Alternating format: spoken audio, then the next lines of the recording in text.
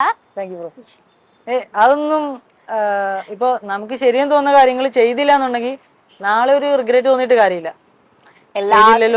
അതെ, പക്ഷെ എല്ലാത്തിലും പ്രതികരിച്ചു കഴിഞ്ഞാൽ ആൾക്കാർ പിന്നെ അത് മാത്രമായിരിക്കും ആൾക്കാർ വിചാരിക്കുള്ളൂ. കുഴപ്പമില്ലെന്നേ, കാരണം നമ്മൾ പട്ടിണി കിടക്കുമ്പോ ഈ ആൾക്കാരൊന്നും വന്നിട്ട് ഒരു ഹെൽപ്പും ചെയ്യാൻ വരൂല. ഓക്കെ, അപ്പൊ നമ്മളുടെ ഫിക്ഷൻ സെഗ്മെന്റ് കഴിഞ്ഞു.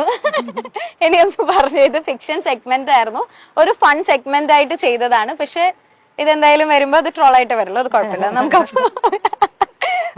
ഓക്കെ, സോ നെക്സ്റ്റ് തിരിഞ്ഞിരുന്നോ. ഓക്കെ, ഗ്രീൻ ഹൗസ് എന്ന പേര് കാരണം തെറ്റിദ്ധാരണകൾ ഉണ്ടായിട്ടുണ്ട്. ഇല്ല. ഗ്രീൻ ഹൗസ് എന്ന് പറയുമ്പോ ആൾക്കാർ അത് വേറെ ആയിരിക്കോ? അങ്ങനെ അല്ല, ആൾക്കാർക്ക് ഗ്രീൻ ഹൗസ് എന്ന പേര് പലർക്കും അറിയത്തില്ല. ഗ്രീൻ ഹൗസ് എന്ന് പറയുന്നത് ഗ്രീൻ ഹൗസ് എഫക്ട് എന്നൊക്കെ നമ്മൾ കൊച്ചിലെ പഠിച്ചിട്ടില്ലേ, ഹരിതഗൃഹ പ്രഭാവം.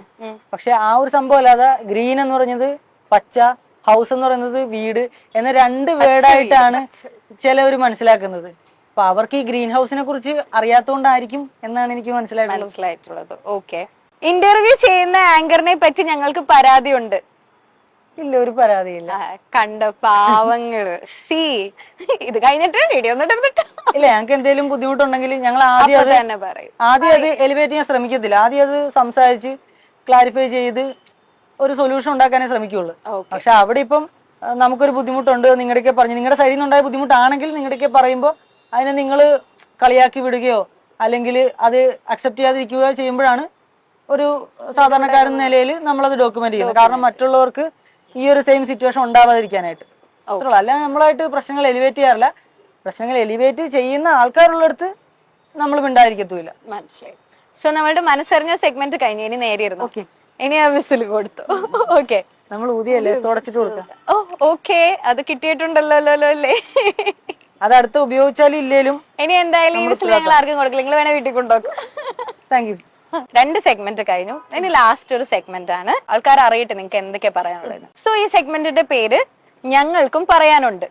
ഓക്കെ, സോ നമ്മൾ ഫസ്റ്റ് ഒരു കാര്യം പറയാണ്, നിങ്ങൾക്ക് അതിനെപ്പറ്റി എന്താണ് പറയാനുള്ളത് അതാണ് നിങ്ങൾ പറയേണ്ടത്. ഓക്കെ, മാളുകളിൽ കസ്റ്റമർ പാർക്കിങ്ങിന് പാർക്കിംഗ് ഫ്രീ ഈടാക്കുന്ന വിഷയത്തിൽ എന്താണ് നിങ്ങൾക്ക് പറയാനുള്ളത്?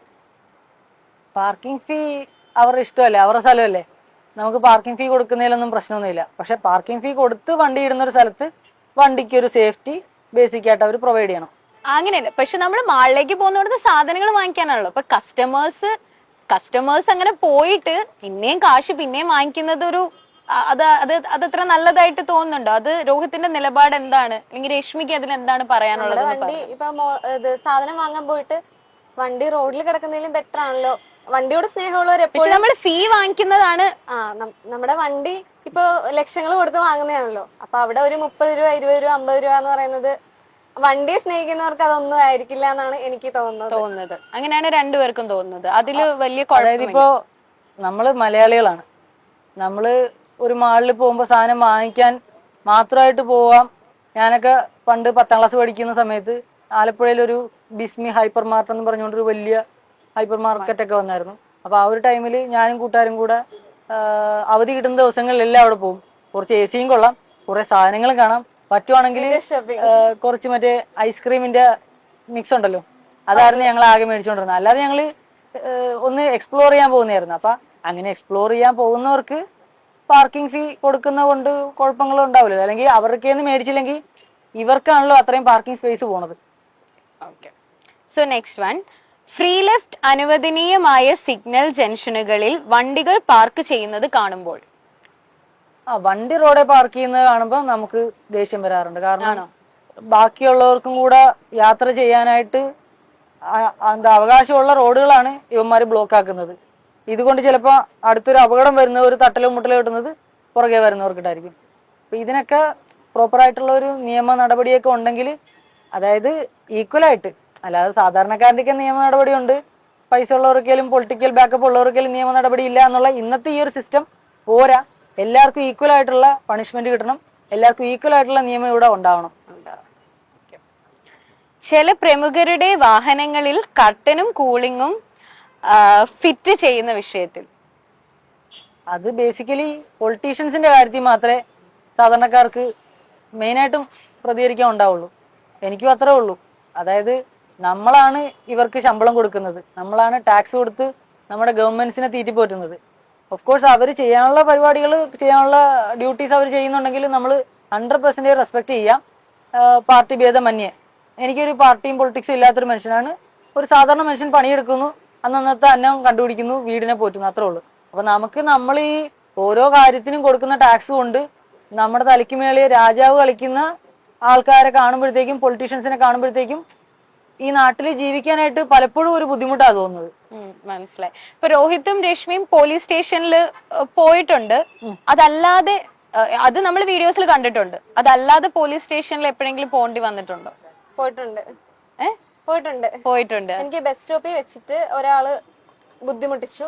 അപ്പൊ ഞങ്ങളത്, ആ ആളെന്ന് പറഞ്ഞാല് എന്താ പറയാ, എക്സിബിഷനിസം എന്ന് പറയാം. പക്ഷെ എനിക്കല്ലായിരുന്നു അതുണ്ടായത്. എനിക്ക് മുമ്പേ വന്ന കുറെ പേർക്ക് അങ്ങനെ ഒരു അനുഭവം ഉണ്ടായി. ആ ഒരു ചേച്ചി അവിടുന്ന് പേടിച്ചിട്ട് ബസ് കയറി പോയി. ഞാൻ ആ ബസ് സ്റ്റോപ്പിൽ വന്ന് ഇറങ്ങുന്നു, ഇയാള് എന്റെ അടുത്തേക്ക് വരുമായിരുന്നു, എന്നെ കയറി പിടിക്കാൻ വരുന്ന പോലെ വരുമായിരുന്നു. ഞാൻ ഇയാൾ വരുന്ന കണ്ടപ്പോ തന്നെ വീഡിയോ എടുത്തു. വീഡിയോ എടുക്കുന്ന കണ്ടിട്ടെങ്കിലും അയാൾ പോട്ടെ എന്ന് വിചാരിച്ചു. പക്ഷെ വീഡിയോ എടുക്കുന്ന കണ്ടിട്ടും അയാൾ പോകുന്നില്ല. അപ്പൊ എനിക്ക് പേടിയായി. ഞാൻ ഇവനെ വിളിച്ചു, ഇവൻ വന്നു, അയാളെ പോലീസിനെ വിളിച്ചു. അയാളെ പോലീസ് വന്ന് എടുത്തിട്ട് പോയി. ഞങ്ങളും പുറകെ പോയി സ്റ്റേഷനിൽ പോയി കംപ്ലൈന്റ്. ആ കൂട്ടത്തില് ഈ പേടിച്ചു പോയ ചേച്ചി പുള്ളിക്കാരുടെ ഫ്രണ്ടിനെ വിളിച്ചുകൊണ്ട് വന്നു പ്രതികരിക്കാനായിട്ട്. അങ്ങനെ രണ്ടിടി കൊടുത്തിട്ടാണ് കൊണ്ട് സ്റ്റേഷനിലാക്കിയത്. സ്റ്റേഷനിലാക്കി. പക്ഷെ പോലീസുകാർ പറഞ്ഞു, ഇതാണ് നമ്മുടെ നാട്ടിൽ ഇതുപോലെ ഒരുപാട് സാഹചര്യങ്ങളുണ്ട്. പക്ഷെ ഒരു കേസ് ഫയൽ ചെയ്ത് കഴിഞ്ഞാൽ മേ ബി ഒരു 4-5 വർഷം എടുക്കാം ഇതിനൊരു സൊല്യൂഷൻ ആവാൻ. അപ്പൊ അത്രയും നാള് നമ്മളിവിടെ നാട്ടില് വേണം, വിക്ടിം ആയിട്ടുള്ള ആള് ഇവിടെ വേണം. അല്ലെങ്കിൽ വിളിക്കുമ്പോഴത്തേക്കും കോടതിയിൽ ഹാജരാവണം, ഇല്ലെങ്കിൽ നമുക്കെതിരെ വാറന്റ് വരുമെന്നുള്ളതാണ് പറഞ്ഞത്.